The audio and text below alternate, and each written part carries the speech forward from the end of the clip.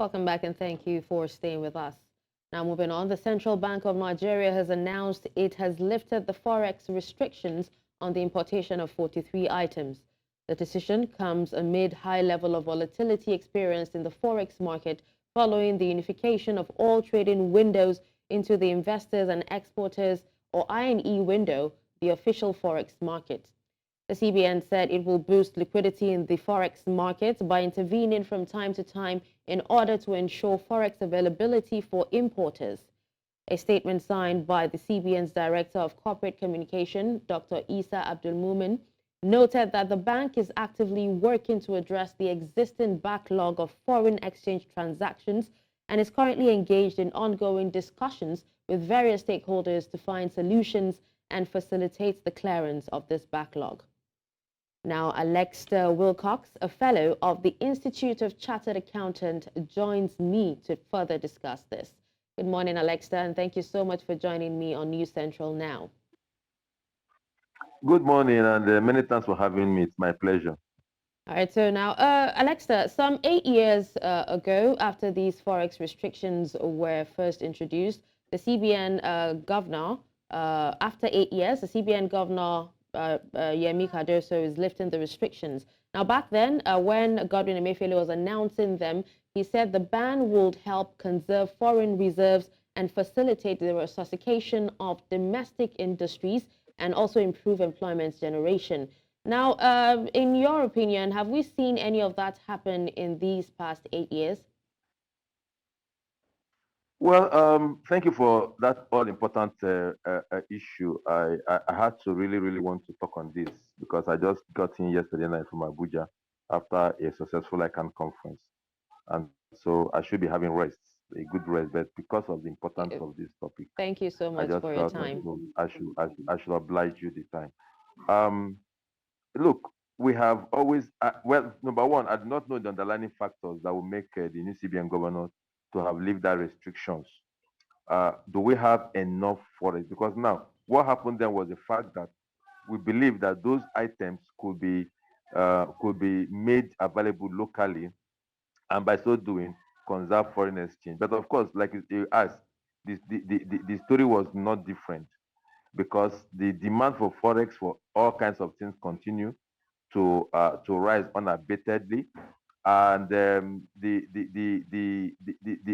taste for foreign products, which partly has to do with our way of life. We prefer everything foreign, and secondly, the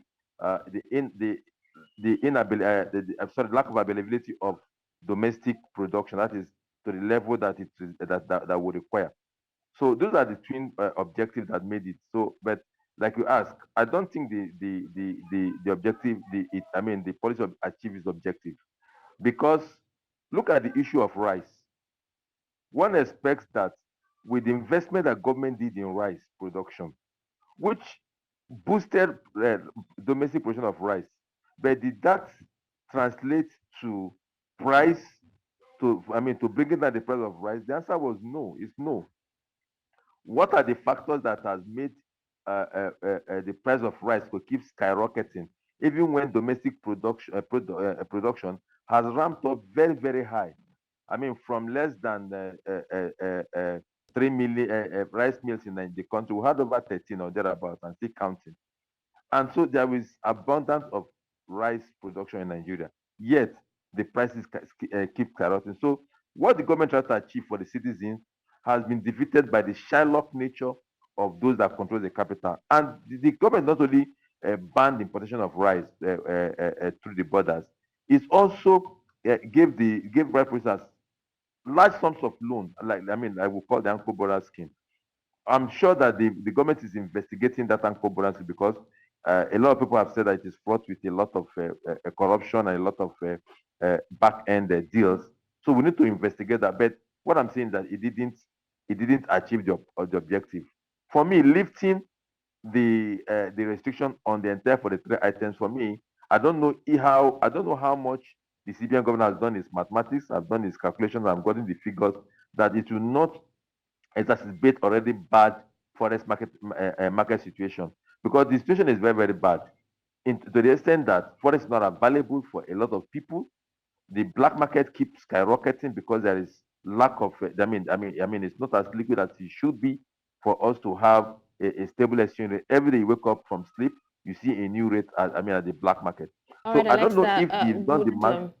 would hope to see how that actually pans out. And those were valid points you made and also very good questions that you've raised. But let's take a look at the Nigerian Foreign Trade Reports of the National Bureau of Statistics. That's from 2016 to 2022.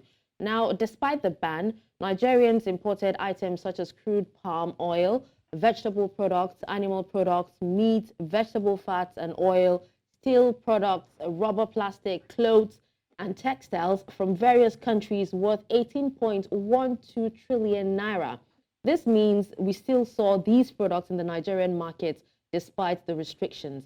Now, if you were to look back and actually think deep, would you actually say that there was really a ban?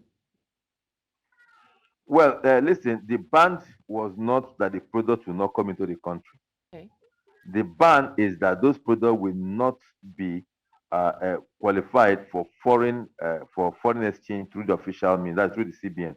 The CBN will not make forex available for such products, either through the banks or whatever, or the I&E window. So you are free to source your forex from anywhere. So it was not a ban that those products will not come in.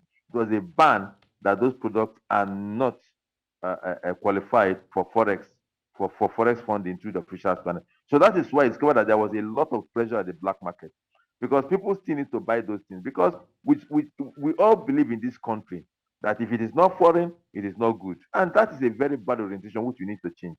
Even despite the fact that there are a lot of domestic production of those products. For instance, toothpick. Why would somebody be importing toothpick? Why would Nigeria be importing toothpick at this time? I remember when I was writing jam in the 80s. When I was writing jam, one of the examples, one of the economic lecture I gave was that Nigeria import toothpicks, and I can't remember that thing. And that was about 1988, 89. And till today, we're talking about toothpick, importation of toothpick. Toothpick. I mean, it's for me, it's scary. We used to have a very trending textile industry in the country. We allowed it to run down because we believe if it is not foreign, it is not good. That is a bad orientation. Even though the fact that rice was not banned, was restricted from accessing forex, we still prefer the so-called foreign rice, basmati rice. We give them so many names. We don't want to eat the Nigerian rice. Look, and we keep comparing ourselves to other countries. There was a time that the China today that is a giant, China has to lock themselves in and said we had to grow China and eat China. And everybody key in. India did the same thing. A lot of countries have gone introspectively and said we have to eat what we grow. And that was the theory that the last administration of President Muhammad Bangada, President Muhammad Buhari brought up. Let us grow Nigeria and eat Nigeria. But no, Nigerians prefer across spectrum, both the rich, both the poor, even the very poor. You see the very poor that will be telling you, I don't like Nigerian rice. It has to be foreign rice. All And right, those kind Alexa, of a I thing. actually agree with you So on the fact that we, as a nation, need to grow Nigeria and, make use of our resources to be able to, develop our country. But then, just before we wrap up, despite the unification of all trading windows in the official forex market, high levels of volatility still persist.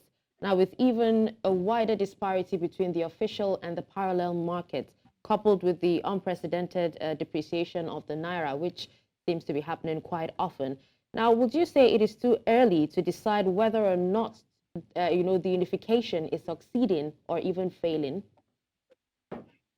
well, in terms of unification of the I and E window, I think it's okay. But you see, if you are seeing unification of the entire exchange rates in the country with the black market and the official market, that can never happen.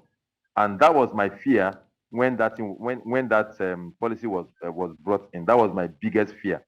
My biggest fear was the fact that the more the official window rises, the wider the gap in the autonomous markets. And I don't think that policy was well thought through. Sincerely, it was not well thought through. I've never criticized the economic policy of government, but in this particular case, I am not sure Well, I do not have the figures. I don't have the figures firsthand, but I'm not sure that process was well thought through because we were doing like 700 before that unification, and look at what we're doing now. Some platforms said over 1,000 naira at the autonomous market, and because people have to source some of these items from the autonomous market, some of these forex for these items from autonomous market. All right, That is why the Mr. prices at the Alesta market Wilcox, continue to we increase. sincerely apologize for, breaking your chain of thoughts, but we sincerely have to wrap up here. But thank you so much for taking time out of your very busy schedule to join us on the news today and also share your thoughts on this particular issue. We appreciate you. It's always my pleasure. It's always my pleasure. Thank you very much for having me. Anytime. Thanks. All right.